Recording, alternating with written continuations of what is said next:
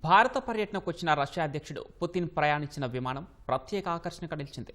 Flying క్రెమ్లిన్గా పేరొందిన ఈ విమానాన్ని రష్యా అధ్యక్షుడి కోసం ప్రత్యేకంగా తయారు చేశారు.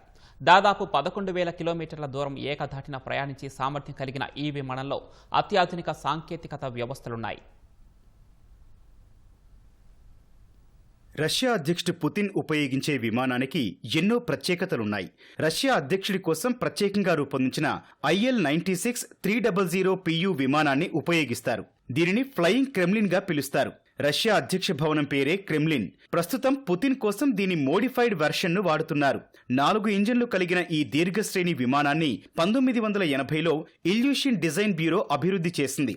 1988లో ట్రయల్ రన్ నిర్వహించగా 1990 తొలినాళ్లలో దీని సేవలు ప్రారంభమయ్యాయి.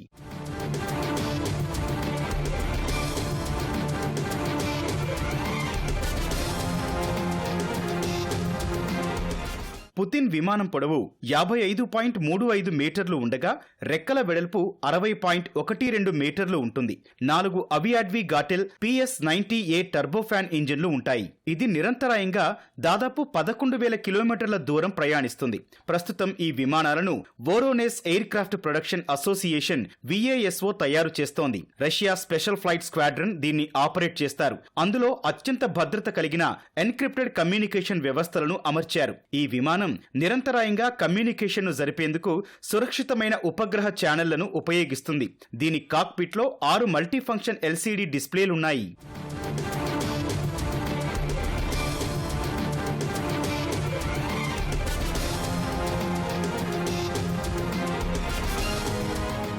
మెరుగైన నిర్వహణ, సురక్షితమైన విమాన కార్యకలాపాల కోసం జెట్ ఫ్లై బై వైర్ నియంత్రణలు ఇది ఉపయోగిస్తుంది. విమానంలోని వింగ్లెట్లు ఏరోడైనమిక్ సామర్థ్యాన్ని, పనితీరును మెరుగుపరుస్తాయి. ఇందులో electronic counter measures, radar jamming technology సహా అధునాతన రక్షణ వ్యవస్థలు ఉన్నాయి. క్షిపణి దాడులను సమర్థంగా ఎదుర్కొనేలా యాంటీ మిజైల్ వ్యవస్థ ఉంది. ఇందులో న్యూక్లియర్ కమాండ్ ఇంటర్ఫేస్ ఉన్నట్లు పలు నివేదికలు వెల్లడించాయి.